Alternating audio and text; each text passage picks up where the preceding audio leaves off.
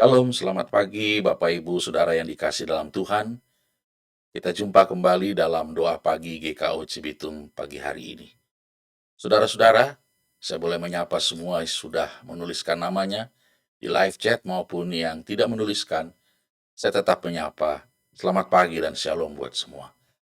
Hari ini karena satu dan lain hal saya tidak bisa membacakan semua nama, tapi saya percaya Tuhan hadir dan memberkati, baik yang sudah menuliskan nama maupun yang hadir tapi tidak menuliskan nama. Pagi ini kita akan memulai doa pagi kita, saudara-saudara.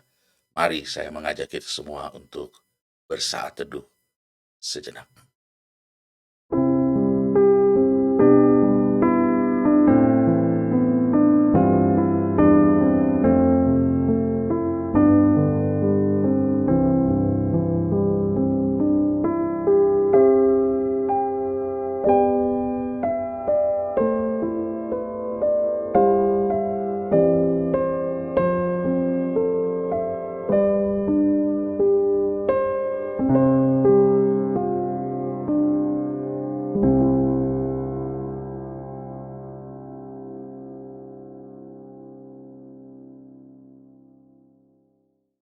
Saudara-saudara, kita memulai ibadah kita dengan kita menyanyi dari Kidung Keesan 55, Muliakan Tuhan Allah.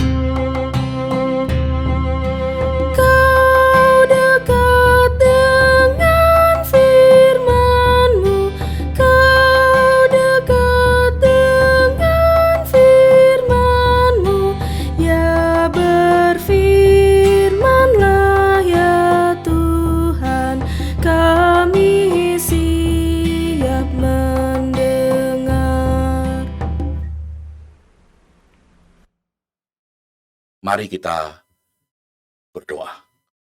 Terima kasih Bapa untuk kemurahan Tuhan pagi ini. Kami boleh masuk di dalam doa pagi GKO Cibitung.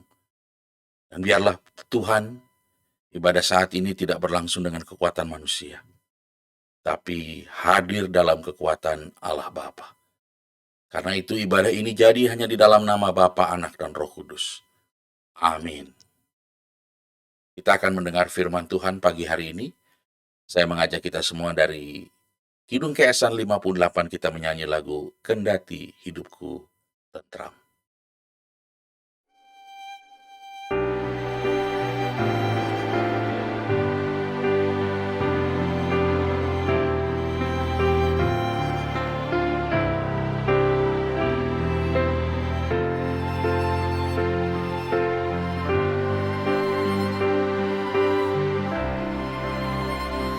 Kendati hidupku tentram,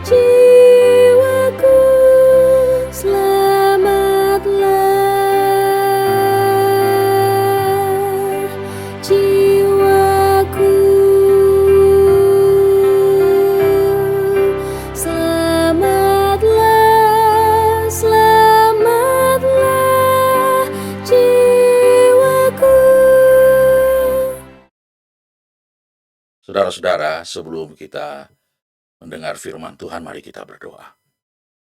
Karuniakanlah kami kuasa-Mu ya Bapa, sehingga firman Tuhan yang kami baca dan renungkan dapat kami pahami. Urapi kami dengan kuasa-Mu di dalam nama Tuhan Yesus. Amin. Saudara-saudara yang dikasihi oleh Tuhan, kita tetap ada dalam serial membahas mengenai 7 jemaat di kitab Wahyu. Dan hari ini kita sudah sampai di seri 7 jemaat yang ke-6. Dengan judul Belajar dari Jemaat Philadelphia. Jemaat sederhana, tahan banting, dan setia. Yang diambil pembacaannya dari Wahyu 3 ayat 7 sampai dengan ayat yang ke-13. Demikian firman Tuhan yang dibacakan dalam versi TB2 LAI 2023. Tuliskanlah kepada malaikat jemaat di Philadelphia, inilah firman dari yang kudus, yang benar, yang memegang kunci Daud. Apabila ia membuka, tidak ada yang dapat menutup. Apabila ia menutup, tidak ada yang dapat membuka. Aku tahu segala pekerjaanmu. Lihatlah, aku telah membuka pintu bagimu yang tidak dapat ditutup oleh seorang pun. Aku tahu bahwa kekuatanmu tidak seberapa, namun engkau menuruti firmanku dan engkau tidak menyangkal namaku. Lihatlah, beberapa orang dari jemaah iblis, yaitu mereka yang menyebut dirinya orang Yahudi, tetapi sebenarnya tidak demikian, melainkan berdusta, akan kuserahkan kepadamu. Sesungguhnya aku akan menyuruh mereka datang dan sujud di depan kakimu, dan mereka akan tahu bahwa aku mengasihi engkau. Karena engkau memelihara firmanku untuk tabah, aku pun akan memelihara engkau dari waktu pencobaan yang akan datang atas seluruh dunia untuk mencobai mereka yang tinggal di bumi. Aku datang segera. Peganglah terus apa yang ada padamu supaya tidak seorang pun mengambil mahkotamu. Siapa yang menang, ia akan kujadikan pilar di dalam bait suci Allahku, dan ia tidak akan keluar lagi dari situ. Padanya akan kutuliskan nama Allahku, nama kota Allahku, yaitu Yerusalem baru, yang turun dari sorga, dari Allahku, dan namaku yang baru. Siapa bertelinga, hendaklah ia mendengarkan apa yang dikatakan Roh kepada jemaat-jemaat. Saudara-saudara yang dikasihi oleh Tuhan, kalau kita sudah masuk di jemaat yang ke-6, mungkin kita akan bandingkan dengan jemaat yang ke-4, ke-5, sebab jemaat yang 1, 2, 3 sudah cukup jauh. Tapi setidaknya kalau Bapak Ibu Saudara mengingat, silakanlah membandingkannya. Dan saya akan mengajak kita untuk melihat perbandingan jemaat Efesus, jemaat Smyrna, jemaat Pergamus. Sudah kita bahas minggu-minggu lalu. Kita bahas yang sekarang. Jemaat Tiatira, Sardis, dan Philadelphia. Jemaat Tiatira positifnya pekerjaan kasih dan pelayanannya dan imannya itu tahan banting. Sementara jemaat Sardis tidak ada positifnya sama sekali. Jemaat Philadelphia, jemaat yang menuruti firman Tuhan dan tidak menyangkal nama Kristus serta tahan menderita. Negatifnya, jemaat Tiatira toleransi. Negatifnya untuk jemaat Sardis, kerohaniannya mati dan pekerjaannya tidak sempurna. Jemaat di Philadelphia tidak ada. Tidak ada negatifnya. Sementara perintahnya untuk Tiatira tolak pengajaran palsu dan berpegang teguh pada Kristus. Sementara untuk jemaat Sardis, bangun dari kematian, kuatkan iman dan bertobatlah. Sementara untuk jemaat Philadelphia, bangun dari kematian, kuatkan iman dan bertobat. Saudara-saudara, untuk bila taat, dia akan kuberi otoritas. Dan bila taat, jemaat Sardis berjalan bersama Kristus berpakaian putih. Bila taat, mereka Tuhan memelihara mereka di hari pencobaan. Mereka dijadikan pilar di bait suci, memiliki nama Allah dan Yerusalem baru dan nama Kristus di hati mereka. Bila tidak taat di 2 jemaat pertama, ada ancamannya. Sementara untuk jemaat Philadelphia, tidak ada. Apa pelajaran yang bisa kita petik dari jemaat Philadelphia? Pertama, jemaat Philadelphia adalah jemaat yang sederhana dan rendah hati. Ini berbeda dengan jemaat-jemaat lainnya, saudara. 3 ayat 8 dari Wahyu mengatakan, "Aku tahu segala pekerjaanmu, lihatlah aku telah membuka pintu bagimu yang tidak dapat ditutup oleh seorang pun.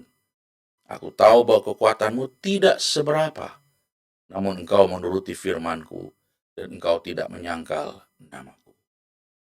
Jemaat di Philadelphia adalah jemaat yang sederhana dan rendah hati, saudara. Tidak ada yang dapat mereka banggakan. Tuhan sendiri berkata, "Aku tahu segala pekerjaanmu." Dan dikatakan, kekuatanmu tidak seberapa. Tetapi karena kasih karunia Tuhan, pintu yang tertutup pun bisa terbuka. Jarang ada jemaat sekarang yang rendah hati. Jemaat minder banyak. Jemaat rendah hati dan jemaat minder berbeda. Jemaat rendah hati, jemaat itu bisa saja punya segunung prestasi, tapi dia tetap merendah. Sementara jemaat minder adalah jemaat yang nggak punya prestasi lalu diminder. Jadi boleh dikatakan jemaat yang disebut rendah hati dan jemaat yang minder itu berbeda. Jemaat rendah hati ada dalam pengendalian diri. Jemaat minder, mau dibilang, udah nasib seperti itu. Sementara jemaat Philadelphia adalah jemaat yang penuh dengan kerendahan hati. Saudara-saudara, teladan yang kedua dari jemaat Philadelphia adalah mereka adalah jemaat yang setia menuruti firman Tuhan. Ayat firman Tuhan ayat 8 mengatakan, "Aku tahu segala pekerjaanmu, lihatlah aku telah membuka pintu bagimu yang tidak dapat ditutup oleh seorang pun. Aku tahu bahwa kekuatanmu tidak seberapa, namun engkau menuruti firmanku." Saudara, jemaat ini tidak ada yang dapat dibanggakan.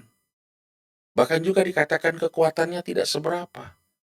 Tapi Tuhan memuji mereka, jemaat yang menuruti firman. Menuruti firman itu berarti mereka melakukan apa yang Tuhan perintahkan. Kelemahan mereka tidak dijadikan alasan untuk tidak melakukan firman Tuhan. Kelemahannya apa? Kekuatannya tidak seberapa. Kenapa mereka taat? Karena mereka yakin bahwa ketaatan kepada firman Tuhan akan membukakan segalanya. Ini modus ya? Oh enggak. Mereka tahu. Ketaatan itu kunci. Di mana Allah menurunkan semua hal. Ketidaktaatan itu merupakan cara orang mengunci dirinya sendiri dari Tuhan. Sehingga pintu yang Tuhan buka sendiri, tidak ada yang dapat menutupnya. Ini hanya berlaku buat mereka yang taat. Dan jemaat Philadelphia tidak memakai alasan, ya Tuhan tahulah keadaan kami.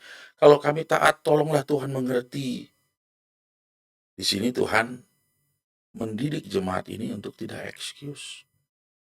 Berapa banyak di zaman sekarang ini bertemu dengan gereja-gereja yang tidak taat.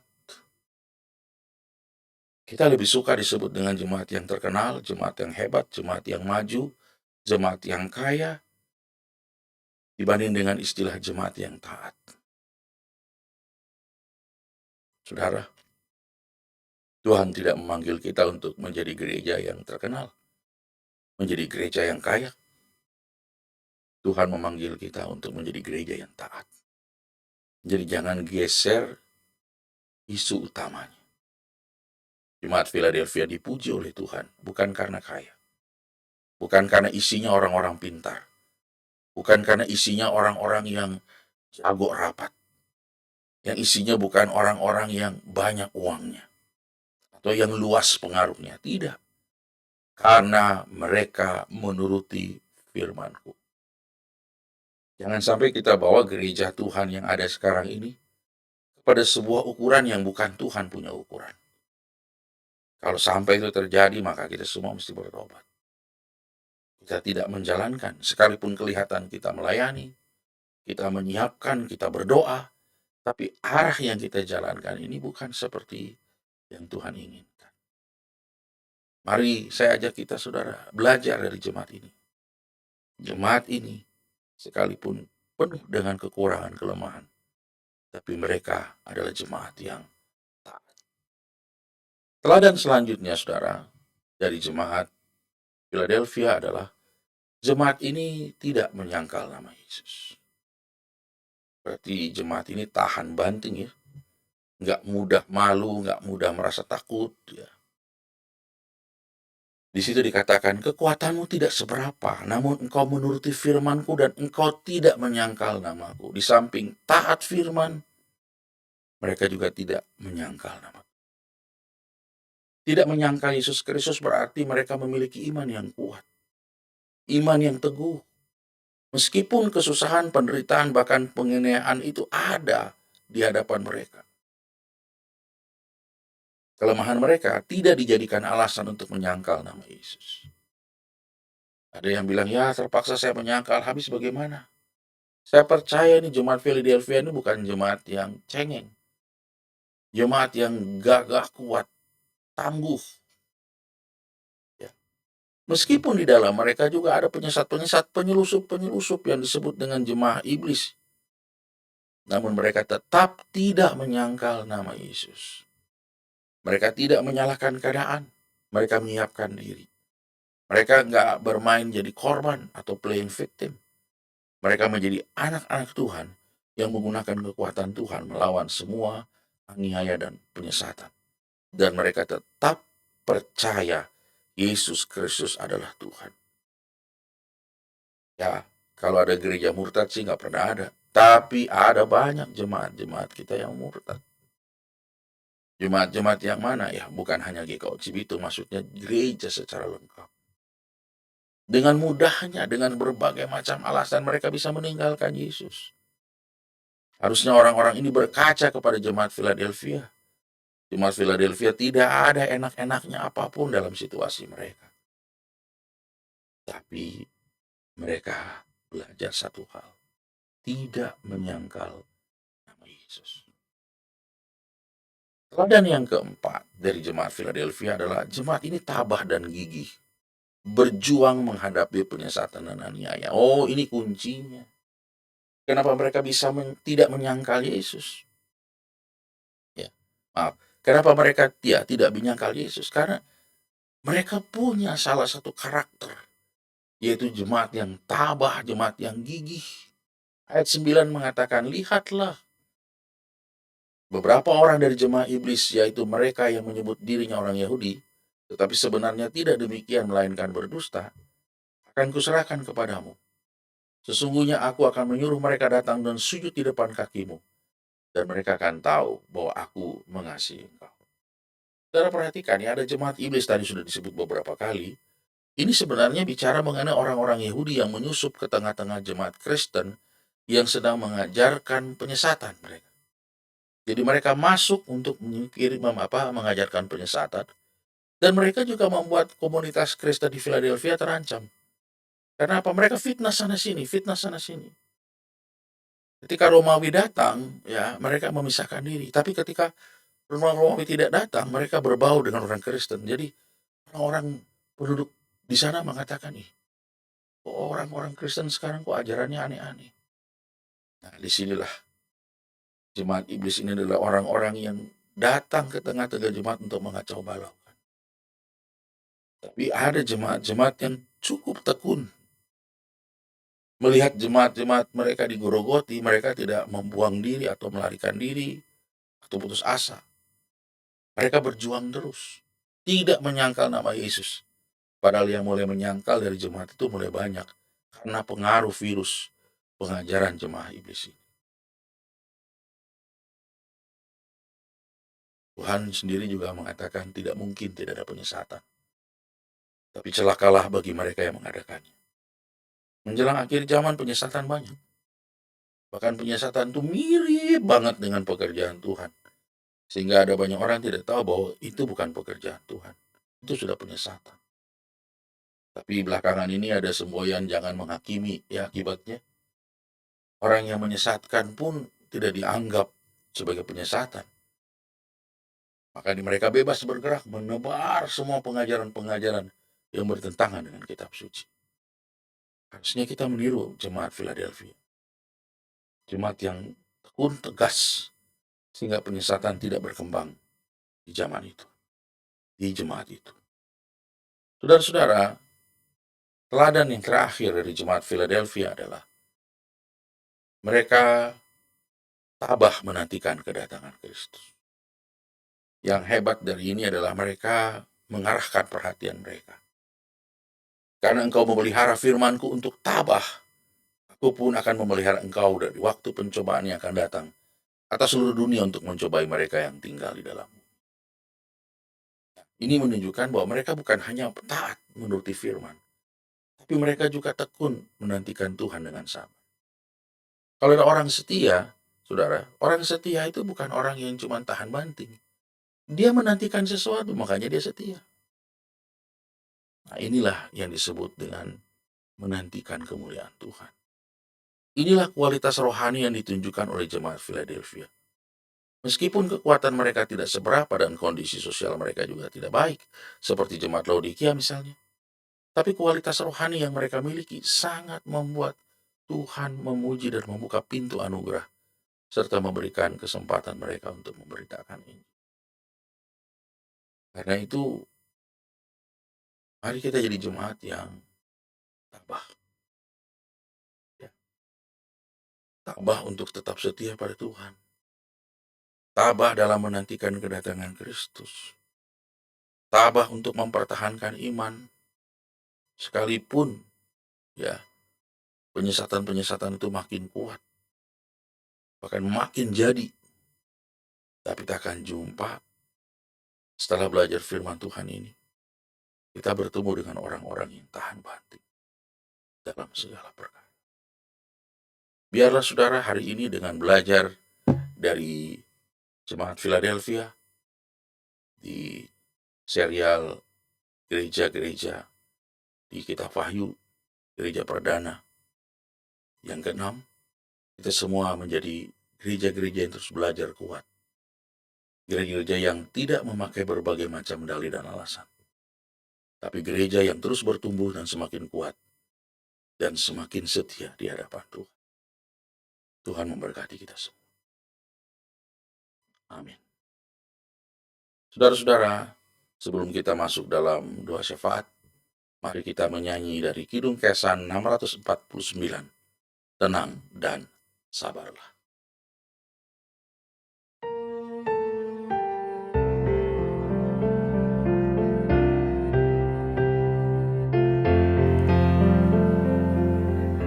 Tenang dan sabarlah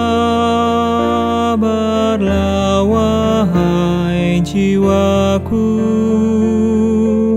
tahan derita,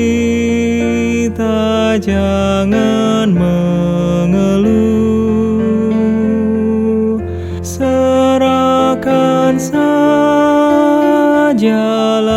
pada Tuhanmu segala duka yang menimpamu. Allah setia,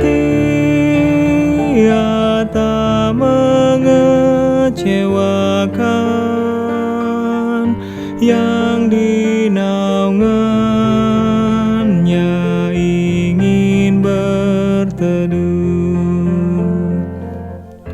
Tenang dan sabarlah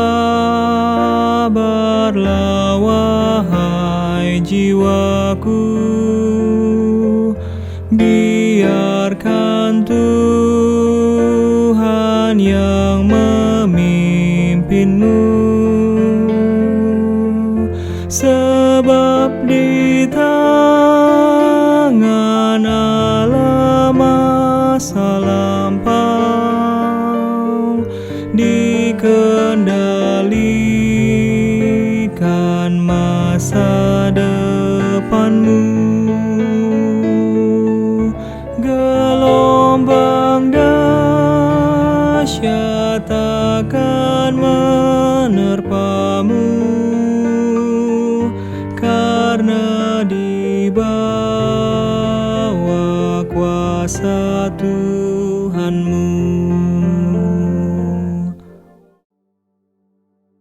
Bapa di surga, terima kasih buat kebenaran firman-Mu yang sudah kami dengar. Biarlah jemaat-Mu GKO Cibitung menjadi gereja yang terus bercermin berkaca melalui keberhasilan bahkan kegagalan dari jemaat-jemaat terdahulu di dalam Alkitab. Sehingga dengan demikian kami terus belajar memperbaiki diri di hadapan Tuhan dan di hadapan sesama. Pagi ini ketika kami berkumpul secara khusus kami berdoa untuk mereka yang dipercayakan Tuhan memimpin gereja Tuhan ini. Baik PHM, baik majelis jemaat, koordinator komisi kategorial, koordinator komisi non-kategorial, pengurus-pengurus komisi, pakai kami semua. Kami menjadi gereja yang mencerminkan kerendahan hati.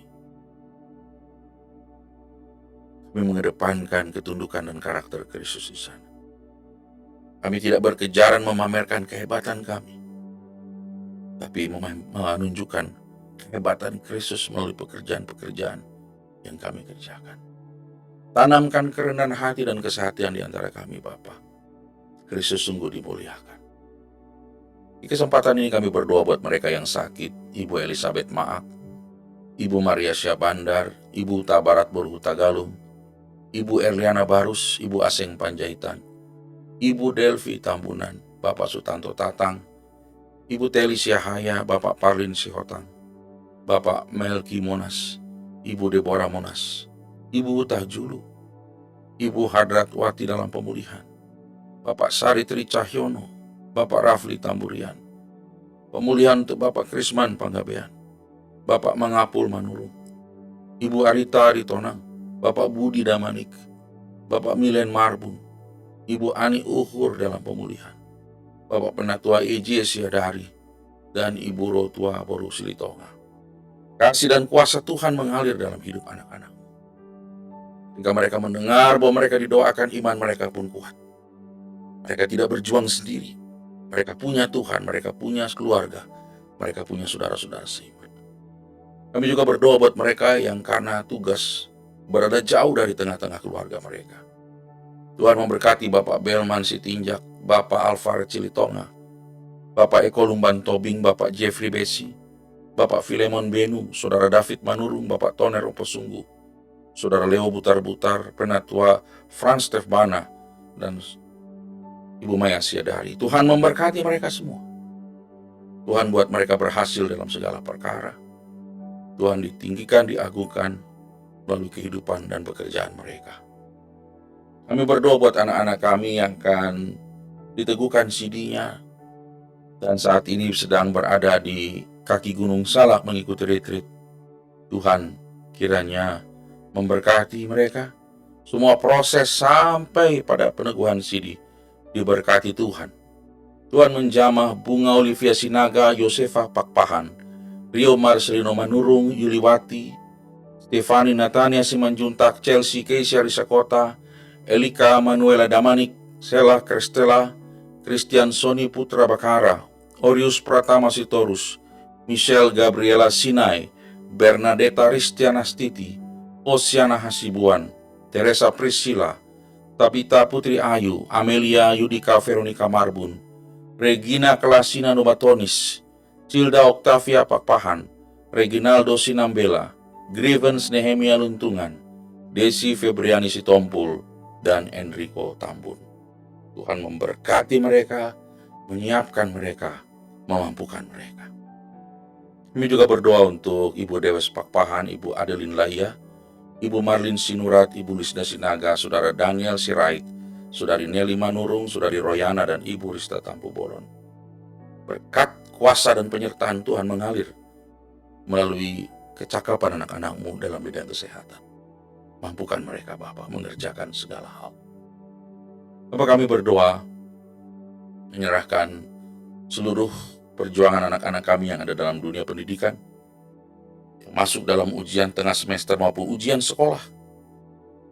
Tuhan menolong mereka. Baik di tingkat SD, SMP, bahkan di perguruan tinggi, Tuhan. Biar anak-anak kami boleh berhasil dalam kasih dan pertolongan. Dalam kesempatan ini juga kami berdoa menyerahkan akan semua yang sudah menuliskan namanya di live chat maupun yang tidak menuliskan, tapi hadir di dalam ibadah online ini. Tuhan memberkati mereka semua. Tuhan menjawab seluruh pergumulan-pergumulan mereka.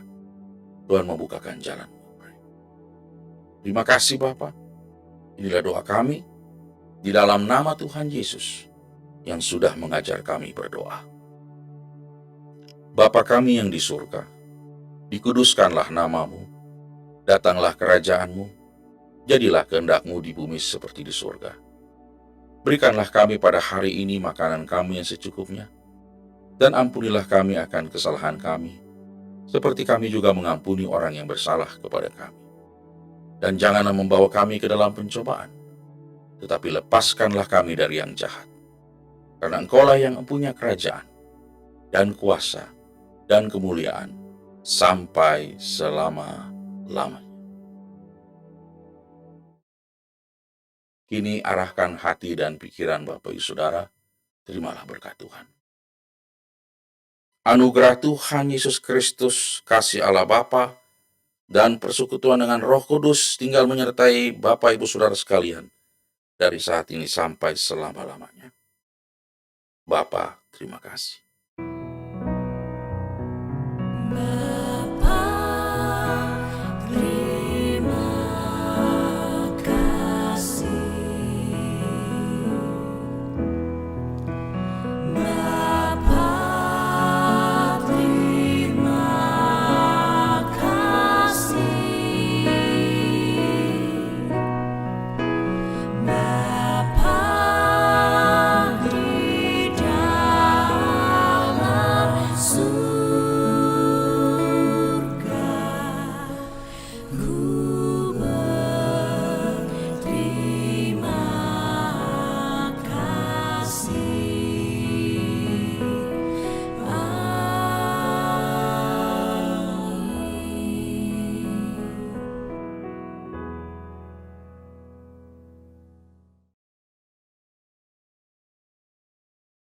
Bapak Ibu Saudara, demikianlah doa pagi kita pada hari ini.